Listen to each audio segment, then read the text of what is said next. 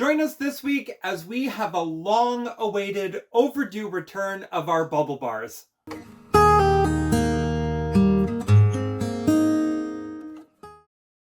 Hello everyone, I'm Brendan. I'm one of the co-owners of the Rustic Tub, small bath and body care company in the heart of tiny Ontario. And we are coming back with another video, but this time, not a soap, not a bath bomb, not a sugar scrub. We are doing our bubble bars. If you're asking yourself the question, what is a bubble bar? Essentially, it is a love child between a bath bomb and a bubble bath, and it's all wrapped as one where you get to make your bubble bath your way. For us, we actually only release our bubble bars out around the holiday season, so during late fall, so going into our certain festivals, and for Christmas markets coming up, that's where we really cater it. We don't really have it on the rest of our line for the year, just because what you see right here and what we get into is a lot to take in, and although it's super easy to make, it is a lot to factor in for timing wise. That's also saying something because your holiday season is most likely going to be your busiest season of the year. So we just have them out as an extra little gift grab just for like the last minute people on the go who don't really want to spend too much, but pocket change is really good for it. So the best part about this is you can make them into bubble scoops with an ice cream scoop, or what we're doing today, we put ours into an actual silicone mold. Let that set up so that way you can get 1 to 2 uses out of it.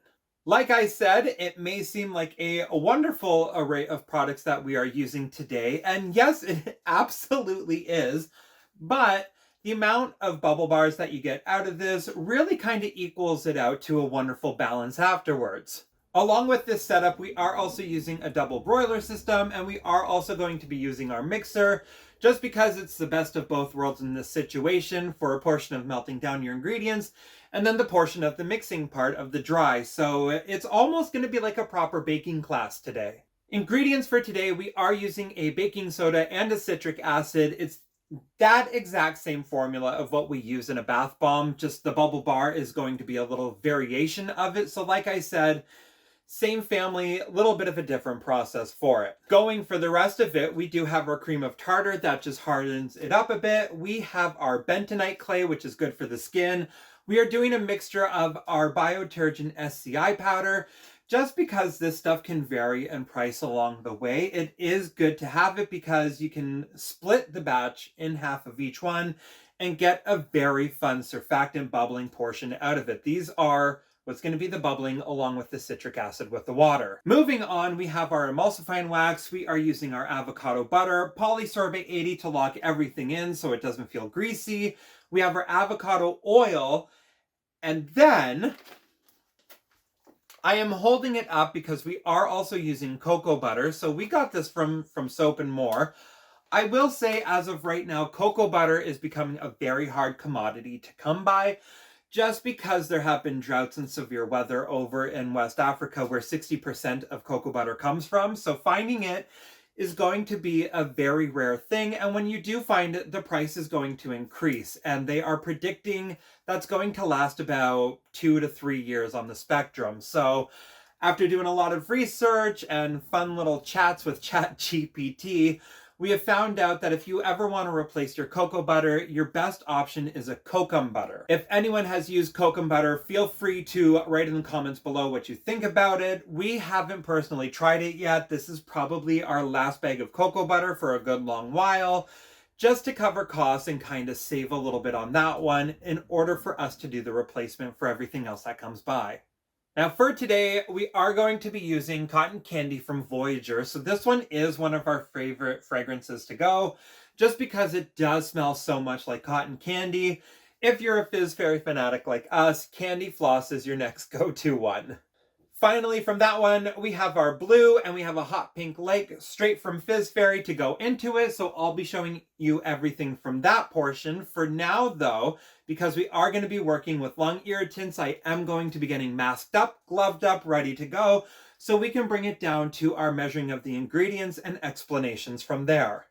Right, for this recipe, I'm actually starting out with our cocoa butter first, just because it's the hard oil that we can put on the bottom. And then I know it does look like a lot, but cocoa butter is a pretty lightweight butter in itself. So we're going to go ahead and start mixing out the rest of the stuff. So the reason why I personally do the liquids first is just because it takes a while for it to melt down. So this gives me a chance to get a head start on it before I mix all the dries together. So this is just our polysorbate to bind everything. And it's being followed up with glycerin right away right now. So with that done, we can go ahead and move on to our next ingredient.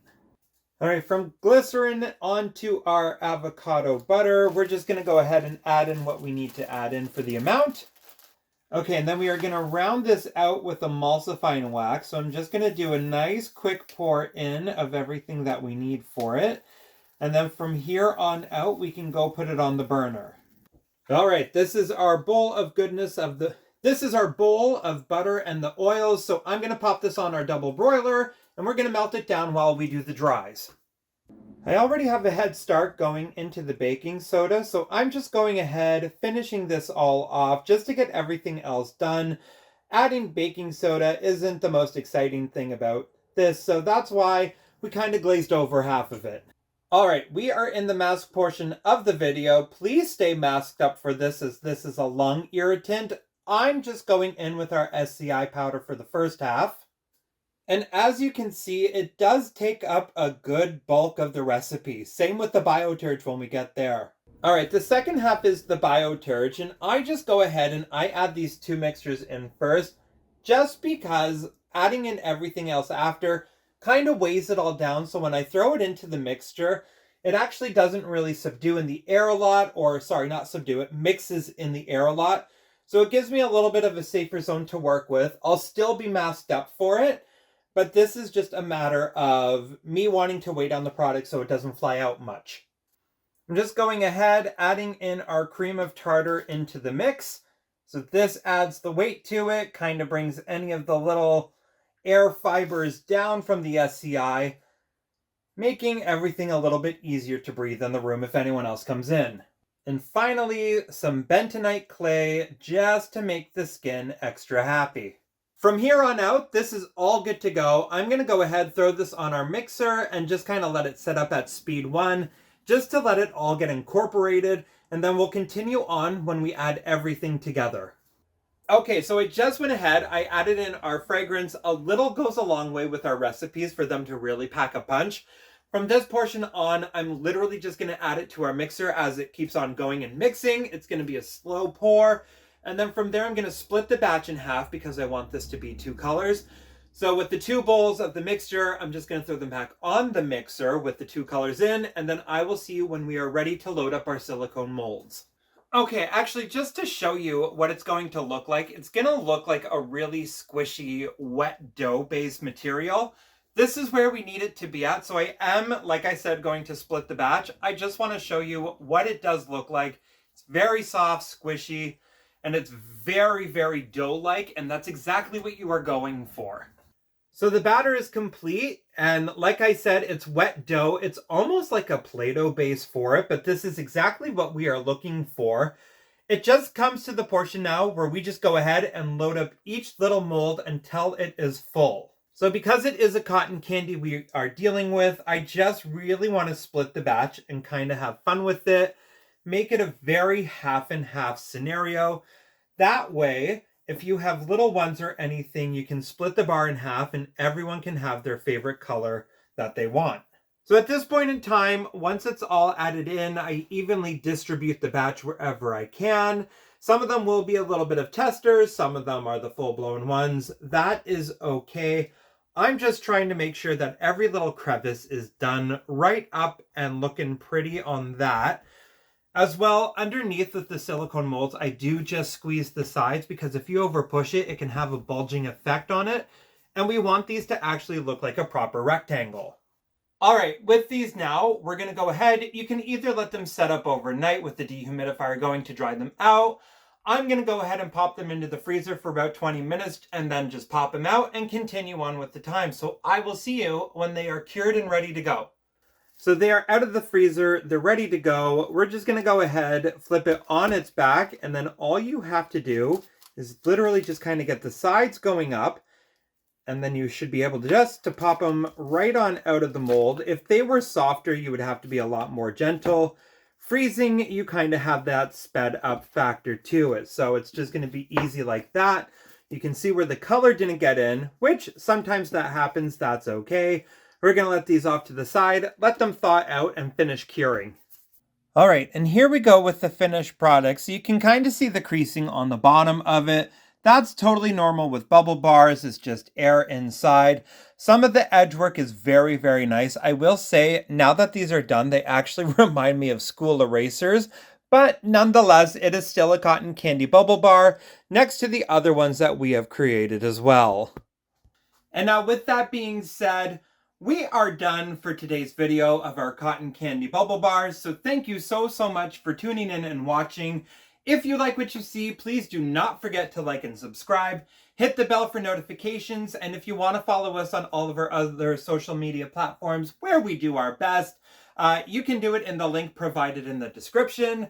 As well, we always have our recipes and some behind the scenes footage of everything we do on our Patreon. So if you want to see over there, you are more than welcome to. I am going to wrap this out for today. I will see you next time, everyone. Thank you so much for coming, tuning in, watching me make some bubble bars. I will see you next time. Bye.